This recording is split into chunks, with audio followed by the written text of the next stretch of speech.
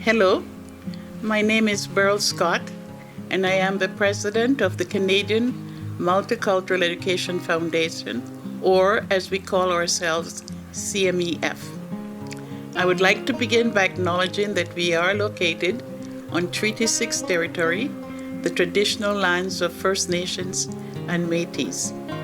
Edmonton is and has been home to diverse Indigenous nations and peoples, including the Cree, Blackfoot, Métis, Nakota Sioux, Iroquois, Dene, Ojibwe, Sultano, Anishinaabe, Tusuna, Inuit, and many others. They have called these lands home since time immemorial. As a multicultural organization, CMEF acknowledges the Treaty 6 land and territories of our First Nations. This is a reminder to us to continue learning about Indigenous communities, creating meaningful relationships with them, and promoting recognition of their history, languages, and traditions. This is our commitment to action. The Canadian Multicultural Education Foundation is a not-for-profit organization founded in Edmonton, Alberta, Canada on October 1st, 1990. Our mandate is to strengthen the multicultural fabric of Canada through educational and community programs. I am proud to say that CMEF has steadfastly developed and offered innovative programs in response to emergency needs and realities. At this time, it is my pleasure to introduce the New Horizons Seniors Project, featuring videos developed and produced collaboratively during the COVID-19 pandemic by an intergenerational and multicultural team of seniors and youth for seniors and youth. This project has been made possible by the support of the Government of Canada's New Horizons for Seniors program.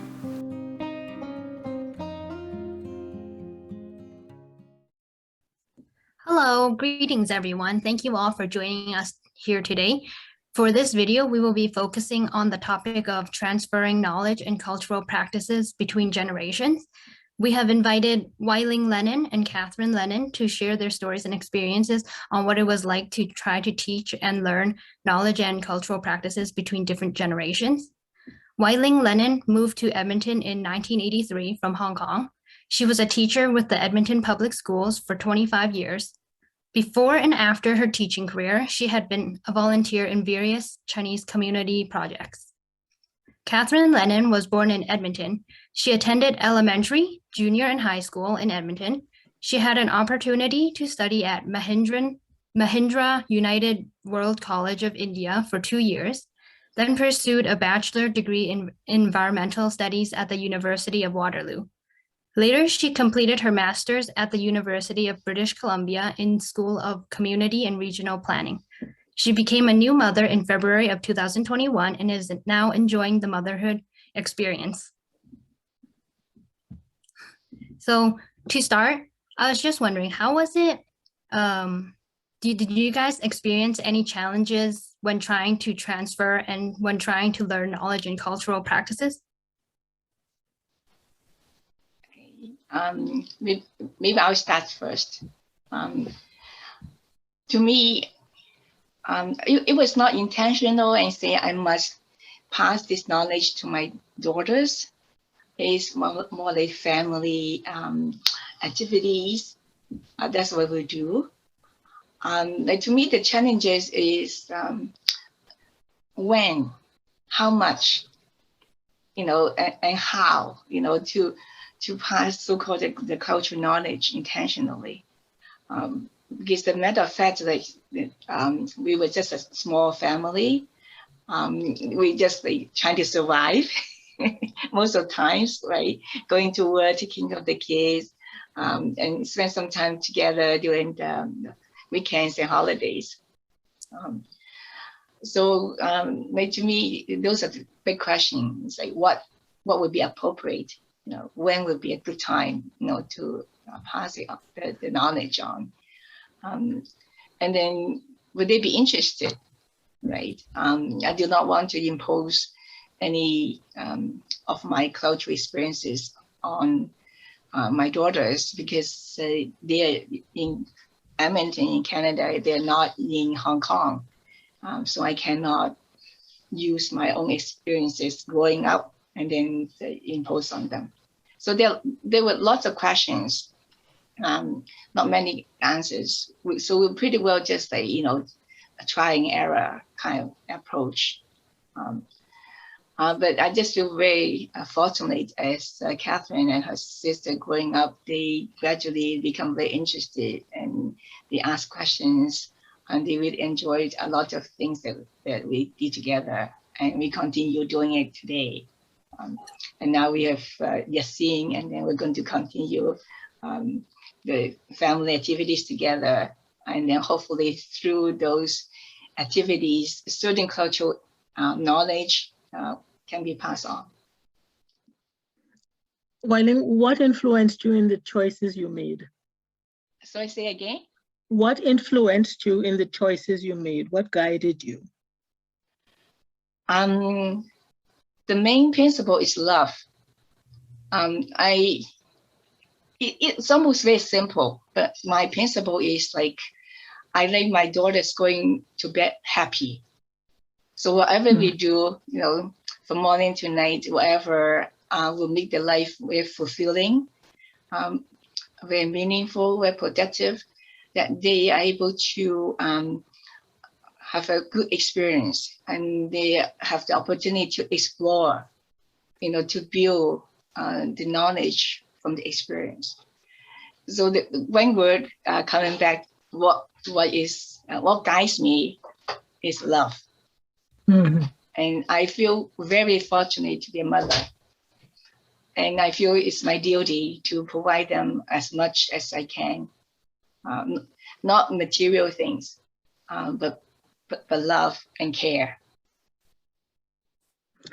Did your parents play, or your relations back in Hong Kong play any part in this transition of knowledge from you to Kathryn?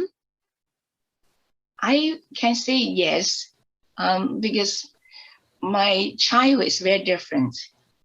My generation, my father has 2 wives.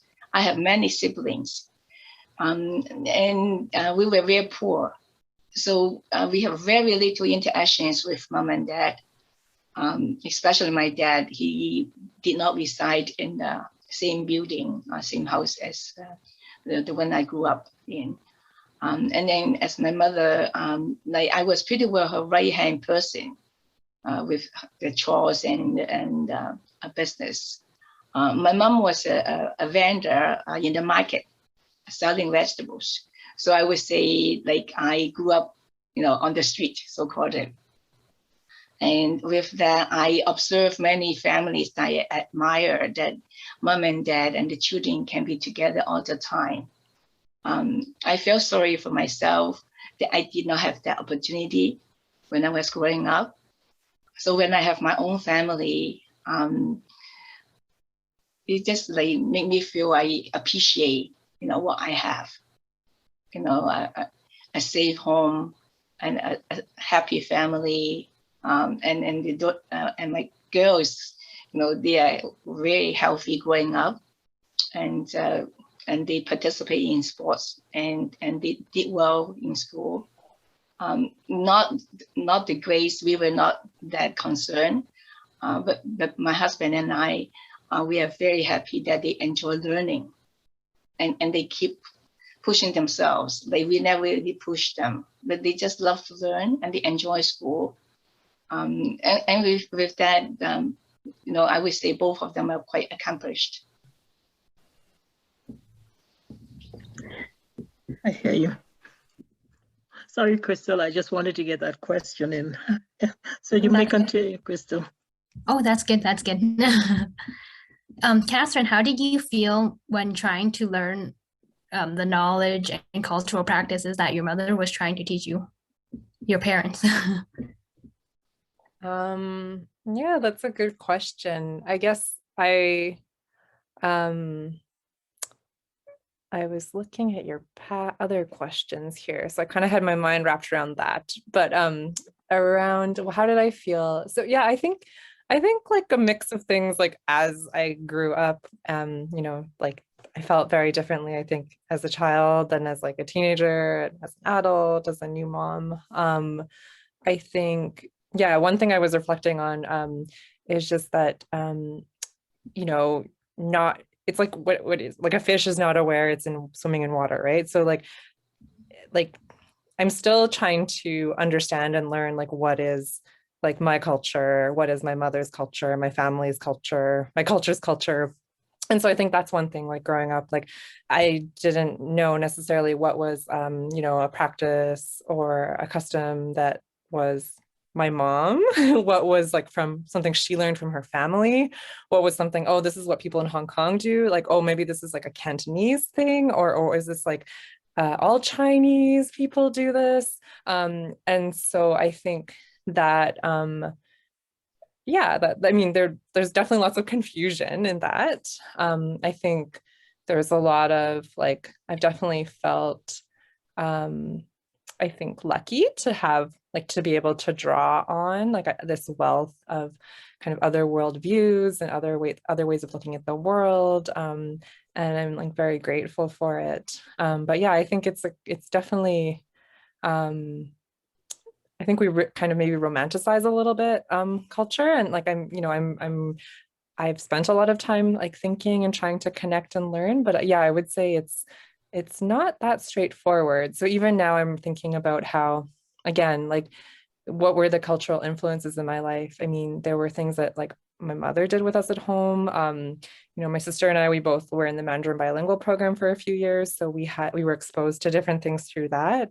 Was that our culture? I'm not sure because you know, we were learning Mandarin in school, but our mother's mother tongue is Cantonese, but there's like links, you know, or we were learning through community events or through visits to like our pawpaw and our family in Hong Kong.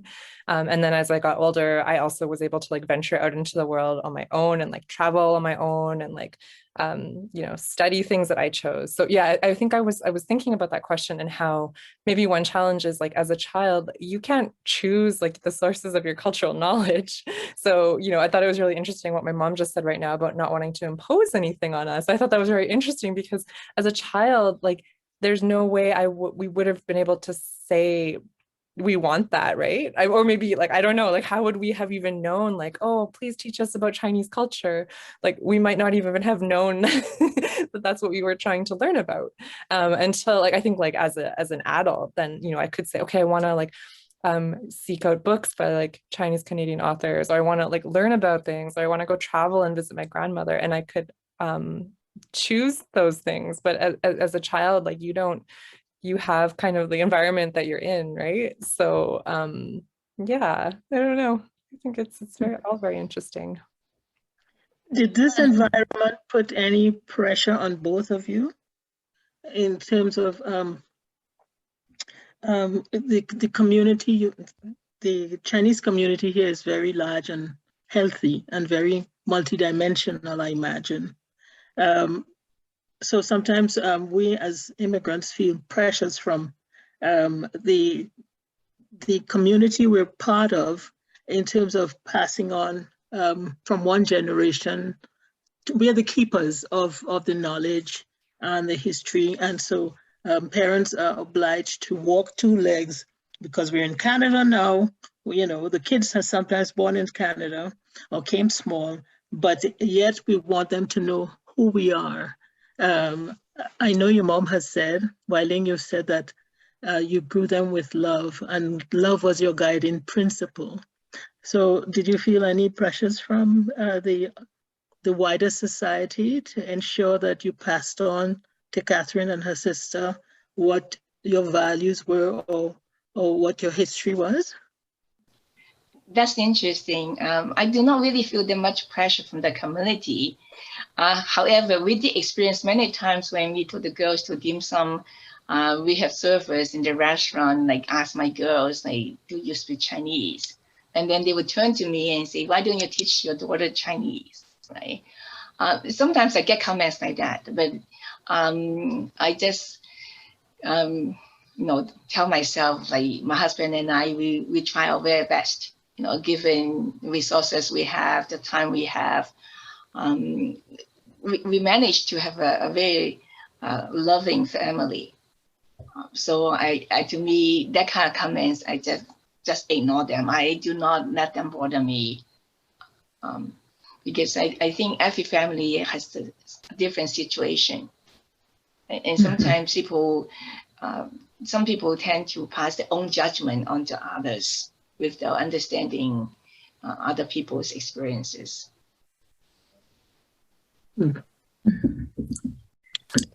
Sorry, Crystal, I keep jumping in and interrupting your flow. No, that's okay. I love it. So Kathryn, you mentioned that when we were kids, we don't really get the choice of picking what we want to learn. We don't even know what we're learning, to be honest. And it's kind of like the way of life. It's kind of just like a way of living too. So then I was just wondering, do you think, like, if you're looking back at it now, do you feel like there is something you would want to learn more of, or something you would have done differently to try to learn more? That's a good question. I think definitely language. I mean, I think it's kind of ironic, like my mother is a language teacher. She taught in the Mandarin bilingual program. Mandarin is her third language. Me and my sister were both in the Mandarin bilingual for a few years in elementary school, but we both like changed to other schools that had other opportunities. So I ended up like learning more French and Spanish in my life than Mandarin and Cantonese. So I think like a lot of people, a lot of like diaspora kids, like definitely wish I knew more Chinese. But at the same time, I understand that my parents were making choices that they thought were best for, like, they thought what was best for us. And they also, like, I'm also grateful that my mom didn't force us. Like, she's very open-minded, so she like let us like explore and learn things that we were interested in. So I kind of understand that there's only so many things you can do in life. So yes, I wish I had learned more Chinese. I'm always like wishing I had more time to do that, but there's also lots of other things I want to do. That's probably the main one, because I think through that opens the door to like a lot of things. Like, Cool.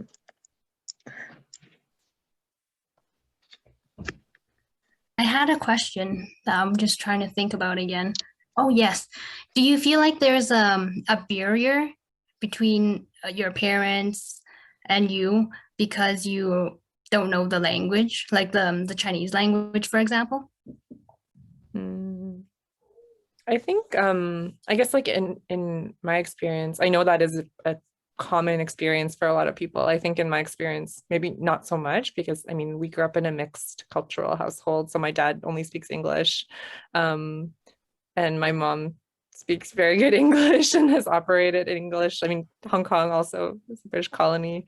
So I think, I haven't had that so much, but there are definitely moments where, I'm like, oh, I wish I got that humor, or like, like there's like, like I think Cantonese humor is really, really funny, and I wish I could understand more of it. And I mean, definitely, I think there's things in my mom's sort of like worldview that I think like, oh, like I probably won't ever quite understand the way she looks at something, because I don't, didn't grow up in the same society she grew up in, or have, same kind of like values or language that are so like inherent to me. So I don't know if I would say it's like a barrier, like a big barrier, more, I don't know, just kind of something that makes life interesting.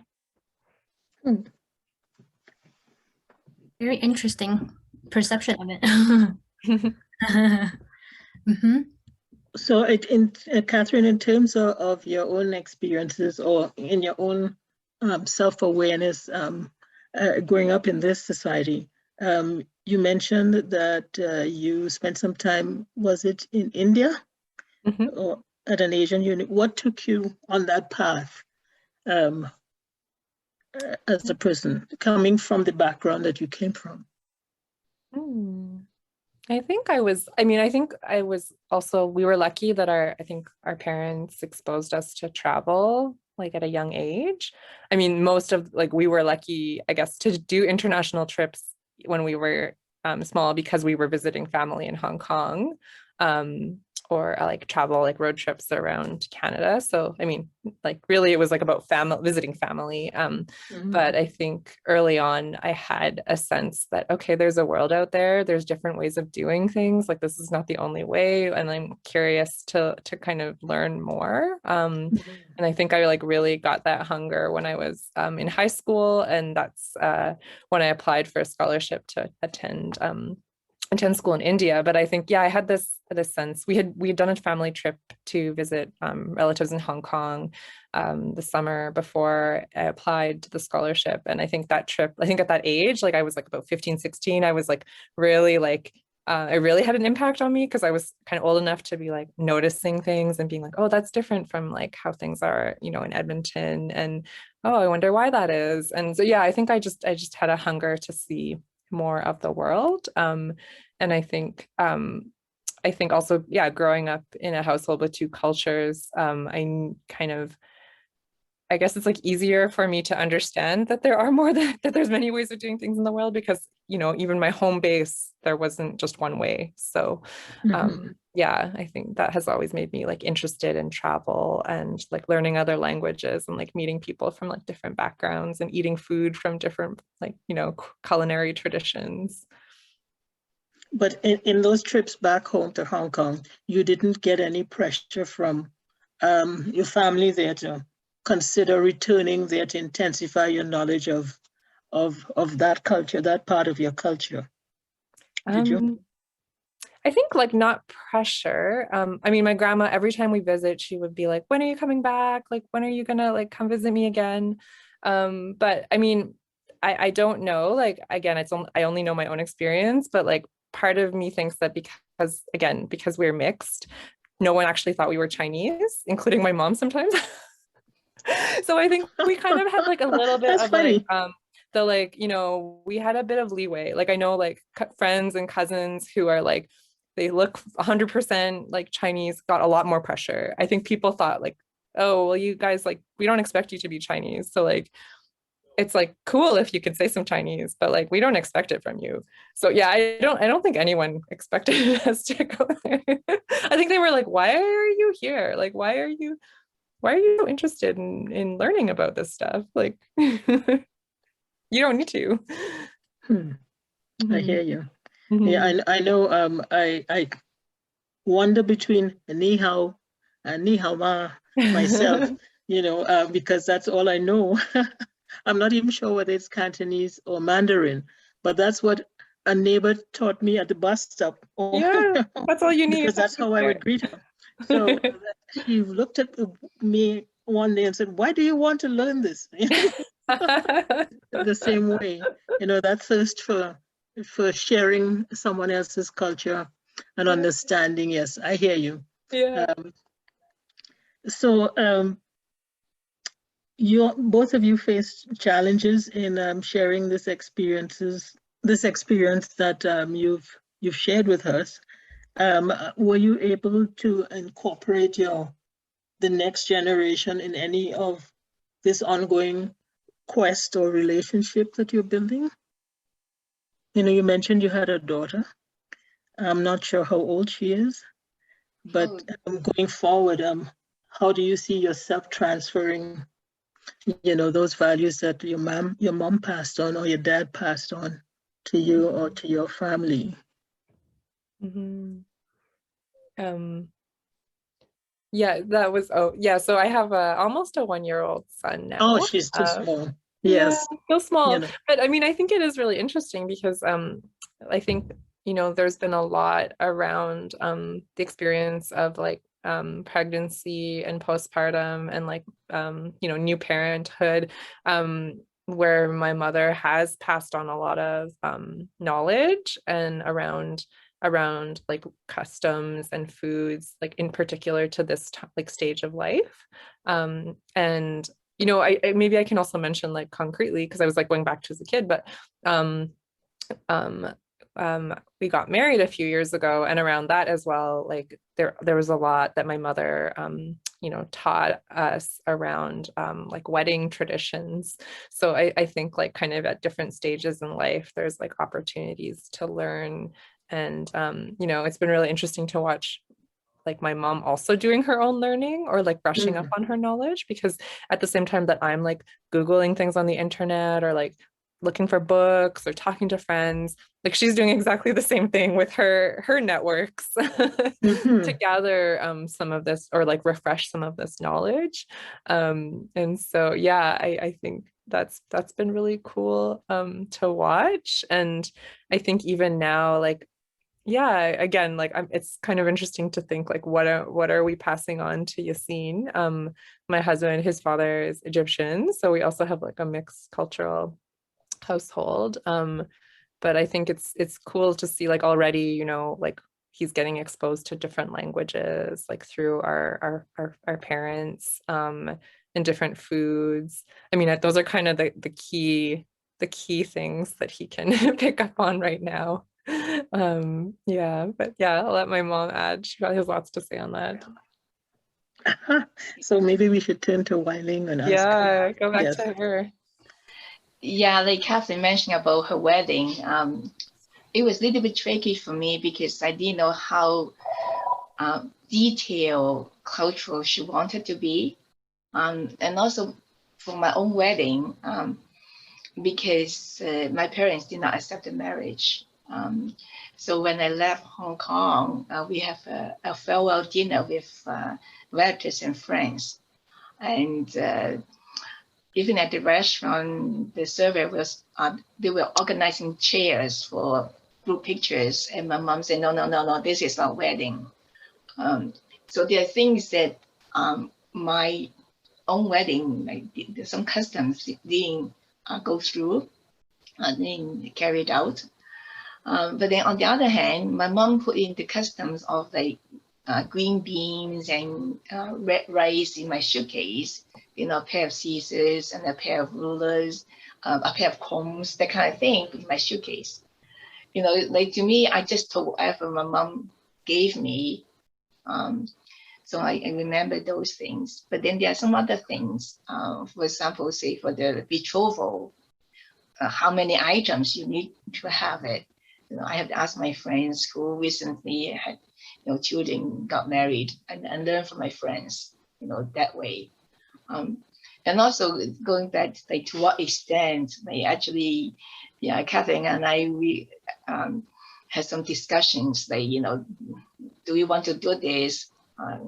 Do we go in such a big scale, such detail, or can we simplify it?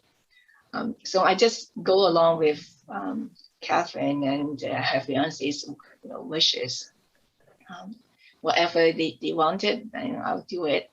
But I didn't want to say, oh, you must do this, you must do this, right? Because basically customs for weddings is to bless the couple, to wish them a happy family. So as a mother, I wished all the best, for them. So I would do anything, that would bring them the best. So I think that may happen to a lot of families actually when you're preparing big events like that. There will be a lot of discussions and also resources too, like how much money we like to spend as well. So those things could actually cause conflicts in the family. But luckily it didn't happen with Kathryn's wedding, and we had such a good time. I hear you, because love is the overriding theme in your life, So I hear that in your spirit and in your language, that whatever happens, love is what is guiding me. That's such an important value, Crystal? So, Wai-Ling, you mentioned that in your teachings, it's guided by love, and then you're trying to make it enjoyable. Do you have any stories or tips that you can share on what worked for you in trying to pass on your knowledge and practices to Kathryn? I think what I need to pass to Kathryn, she already know. Is that she knows they to be very open-minded, and give to the you're seeing a lot of opportunities to explore. I noticed that even, at this stage, as a new mother, there are things that she just very laid back, to a certain extent, right? It's like when we're even teaching as well, like you give them the guidance and you kind of need to stand back and watch them, but you don't interfere and unless you have to, because the children, they really need a space to explore based on what information they have, right? If we just over them and just stop them, interrupt them, the child will not have a good opportunity to know who they are and what they can do. I think that's really important, to let them learn and feel for themselves where they want to go and what they want to do. I think that's really important. So Wai-Ling, could I ask you, do you find it yourself, do you feel that you're very different to other residents here who may have come from the same environment that you did, who live in our city? Do you think you're different? Do you feel that you've had a different path, and you have? Could you tell me what you think? Sometimes I feel that way because I create my path. When I went to university, my mother did not approve because I'm just a girl, and you do not invest on a daughter to provide her with further education. And then luckily my dad supported me. And then after that, education piece, it was my family. When it's time for me to have my own family, again, I went off the path, my mom's expectations, and they caused her a lot of grief. But all these difficulties or challenges make me stronger in a way. It's like I really appreciate what I have. So I'll just start things from the what we talked about earlier, from the love. That's my foundation. So I feel that I'm more open-minded compared to some of my peers. And at the same time, being a teacher, I was able to interact and learn from parents as well, that some challenges they have. And I understand what they went through, and some of those difficulties could be avoided. I learned from them is you don't have to win all the time. You need to learn to compromise. You need to know what the ultimate goal is. I think I learned is that you need to put away your pride. You don't need to be in control all the time. So I feel I do have a different path because my own experience, personally and professionally, that throughout all these years, I constantly improve myself to be a better person, and to spread my belief in love to other people I interacted, including my students. Some of them, they are at university now. I still have contact with some of them, and I always remind them, the bottom line is, right, things have to come from your heart. The care, the love, and material things is nothing, right? Eventually, it's just material things, but it is the love that grew us together, right? The love that help us, have the strength, to overcome unexpected things happen to our lives. Well said. Thank you so much. Yeah, you have me thinking about my own you know, compare, thinking about my own transfer to my children. Have I done a good enough job, or second guessing myself a little bit, because you've set, such a bar, that others can learn from. Yeah, thank you for that. Krista, I'm sorry. Oh, I was thinking that everybody teaches different things, and then like from Wai-Ling, I can tell that you're trying to teach valuable life lessons and like different values and beliefs, or like really important ones. And then I was wondering, how important do you find how important do you think it is to teach tradition and culture? It is very important. It's from my own growing up experience. The traditions and the culture make us understand who we are, where our ancestors come from, and what we learn from them. With the history, over years, like 100 years, 50 years, there's so many changes. But if you don't have the culture, if you don't have the family values to cement us together, we don't know who we are. We have this identity problem. And then when you don't know who you are,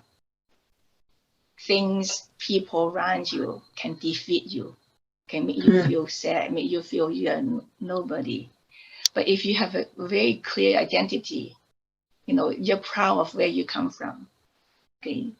Then when things happen, you say, okay, I learned from mistakes. I fell down before, but I can always get up. And it's the kind of like cultural practice, like how to interact with your family, how to treat your friends, right? Those are cultural practice, right? But you learn it from your parents, grandparents. And then when it's time for you to pass on to your children and grandchildren, so, your life, your world will be filled with love. And difficulties, challenges will happen, but they will be overcome because you are strong.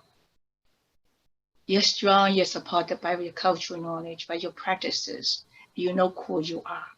And that identity is really the pillar that helps you move forward. So, Wai-Ling, those strengths that you talk about, did you came with them from your growing up in Hong Kong? And did you find in this new environment, when you arrived here, they were not accepted, or what was your experience like? Because now you're bringing your children into a new environment, and you're coming with values that have determined who you are. How was that transition for you? I think those values are quite universal. If you are kind to people, you're caring, and you love people, I think whether I was in Hong Kong or here, I can still build my family. But being said that, in Edmonton or in Canada, I do have more freedom because I wasn't being watched or judged, by maybe my mother or my aunts. Growing up, I did feel that kind of like suffocating environment. It's like sometimes you want to explore, but we were not allowed because you just do not do that.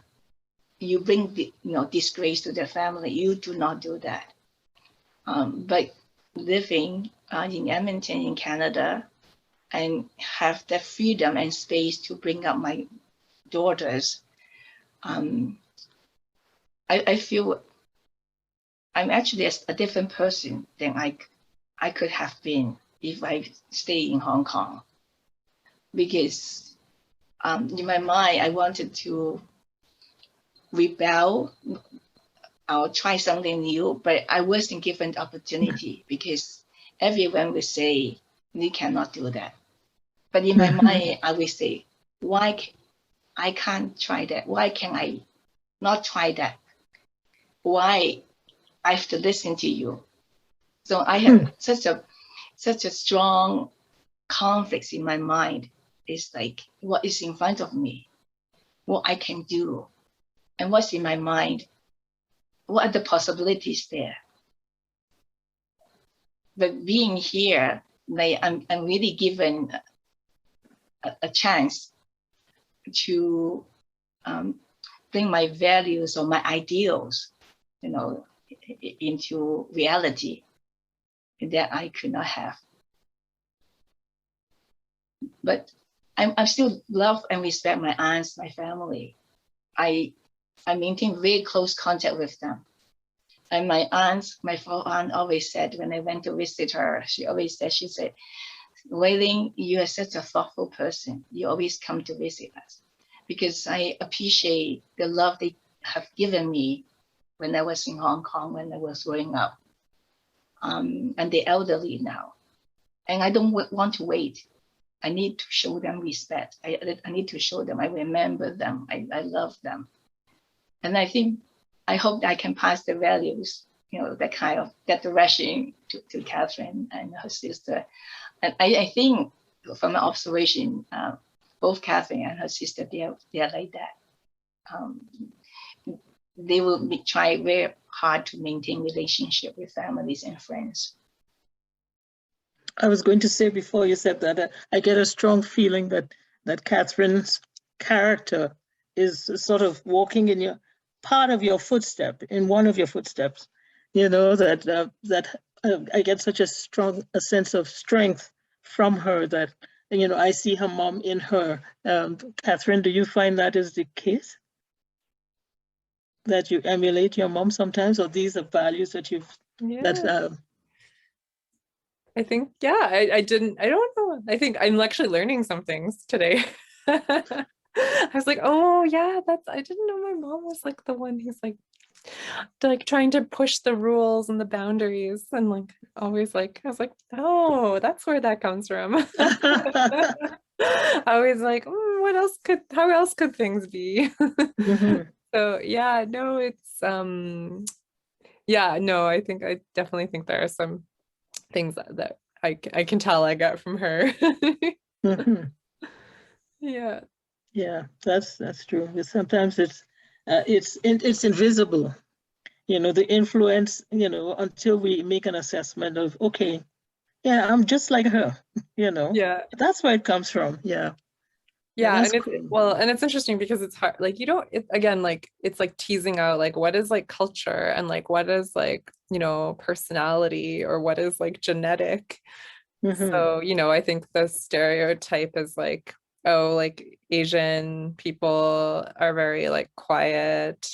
You're like, that's not actually true. And like definitely not my mom, but like also Yes. not true of a lot of people.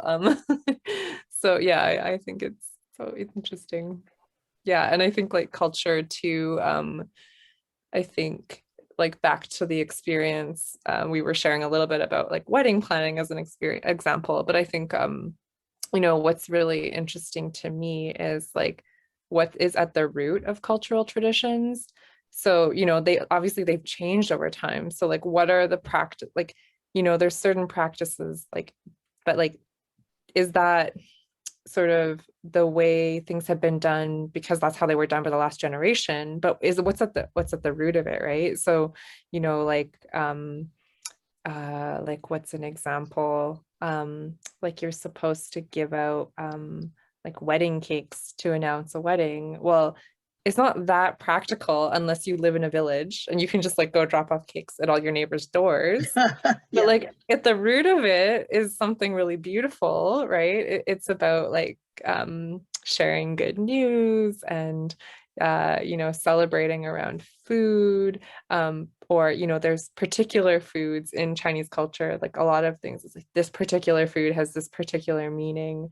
So one thing we were like, oh, can we adapt that? You know, can we adapt it to what's available here locally that also has like a local significance to us?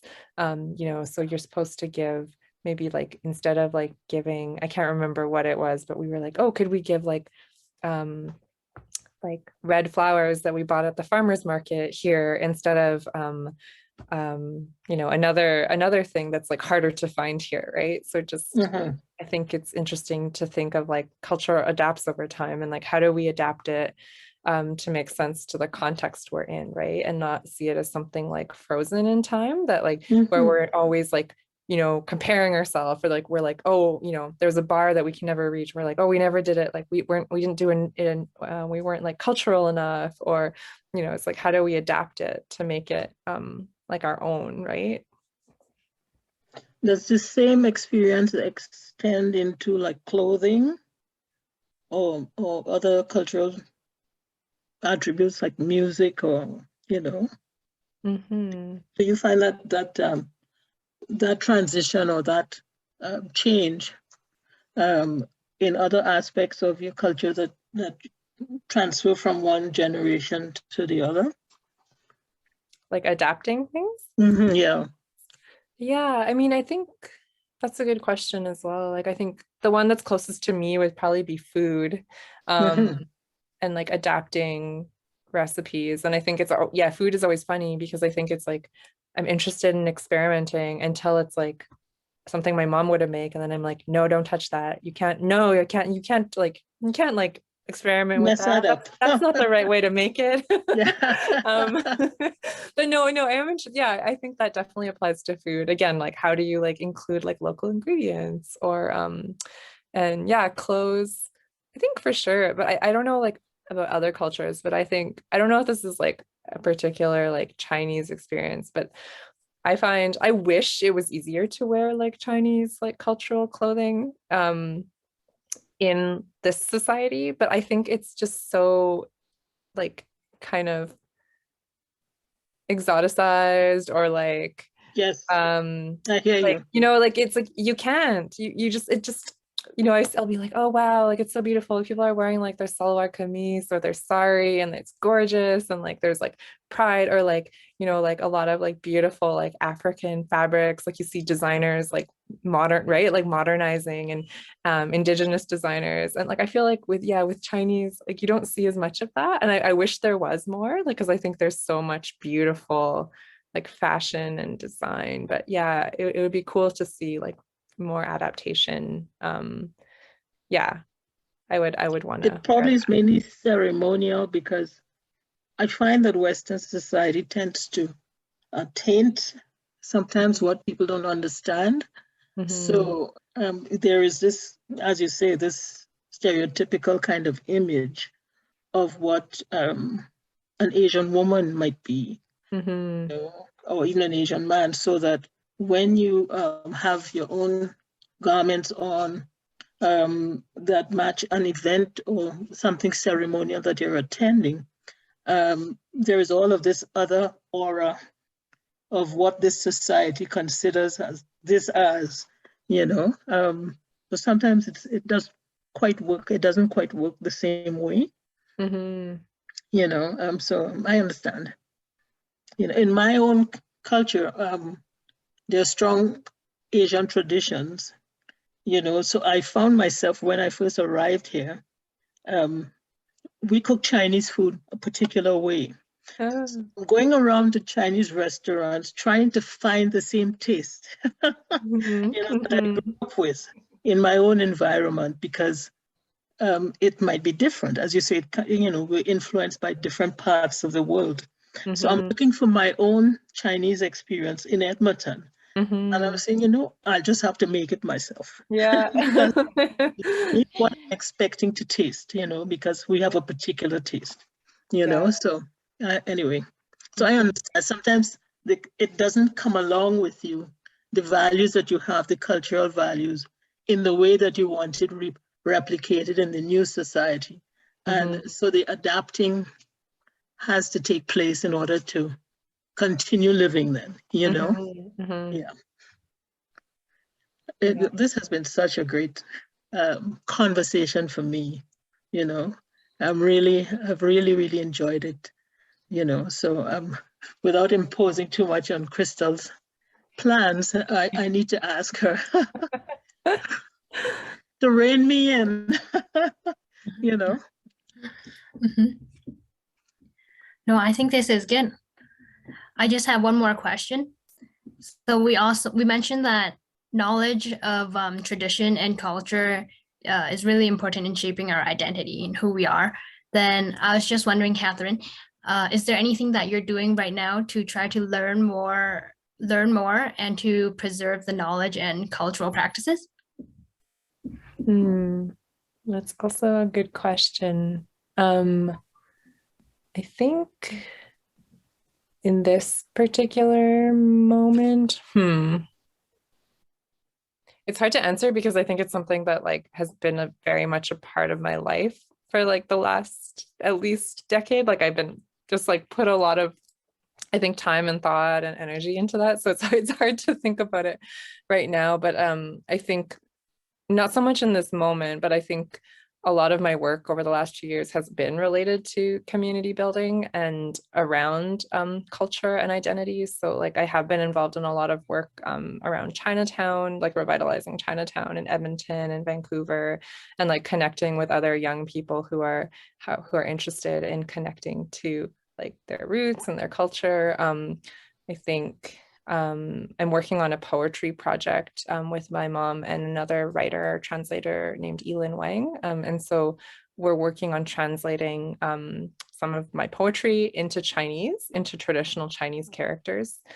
So that has been a big process. And I wouldn't say that I've like learned a lot of Chinese along the way because it's so complex. Like the level of like my poetry is like, so my level would be like a child, but like I wouldn't be but I mean, through that process, I would say I have learned a lot of cultural knowledge and cultural values like on that journey of kind of getting to know more like language and like kind of the thinking behind it.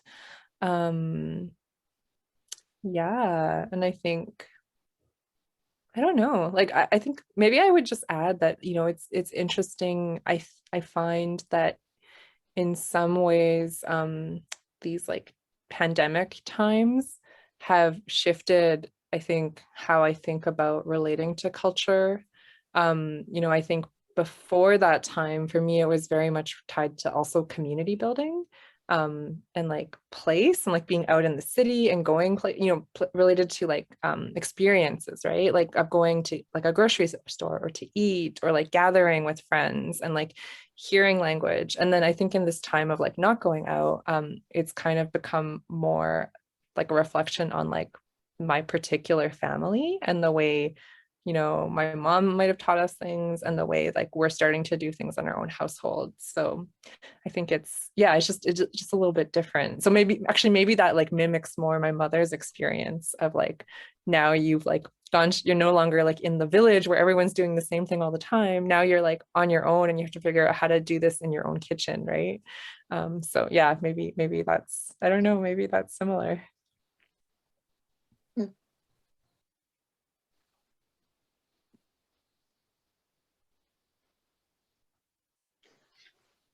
Would you think that you have any more information to share with us based on the questions that you got before, you know, about the transition from one generation to the other? That whether you think that there's any more room to grow or develop or understand, or how do you plan to proceed, you know? Have you gone back to your moments? You know, I think looking back, I'd like to go back and enhance an experience that you had in the past, or you know, you and your sister may want to share something that you may have overlooked, or that your mom may have been very hesitant to share with you because she didn't want to intrude on your learning, your ability to carve your own future, then, to determine what you wanted to do. Have you done any reflections like that? No, I don't know if I have, but I mean, I guess like one thing that comes to mind again, with what you just said, I don't know if this answers it, but I think we've talked about, like, without being like anthropologists, which, too bad you didn't get my sister because she studied anthropology. But I was just thinking, like, there's kind of like, it seems like there's different things we're talking about. There's like values that are kind of universal, and there's like practices and like customs. But yeah, I was just thinking about the sort of like invisible values or culture that, I've absorbed from my mother, that again, like, I don't even know if I could tell you this is like Chinese culture, but I think just kind of noticing some of like those things now, like, like it's, Chinese culture is like very it's a communal culture, very collectivist, like a lot of cultures in the world. And this idea that like you don't rock the boat and you're like trying to seek harmony. You don't want to like stand out, you don't want to like insult people, you want to kind of smooth things over. So I think things like that, like I've definitely absorbed. And yeah, I guess just kind of thinking about where that might have come from. Yeah, and even like things like, to the question of like, what am I starting to pass on to my son? The one concrete example I just thought of is like, the practice of like, and again, I think this is common in many cultures, but just greeting everyone, like when you walk into a room or you see like friends and family, you're like, well, hi, auntie, hi, grandma, like everyone has a title, everyone, like you greet them. So I've noticed like, yeah, we're kind of already just like naturally starting to do that with our son, and which like, I'm like, I think that's really important, I think that kind of cultural, action. And so I'm glad my mom kind of introduced those things to us, even though like we were really, as kids, you're just like, oh, I don't want to say hi to the aunties. Like, I don't want to, like, don't make me. I don't want to, I don't want to. Yeah, exactly.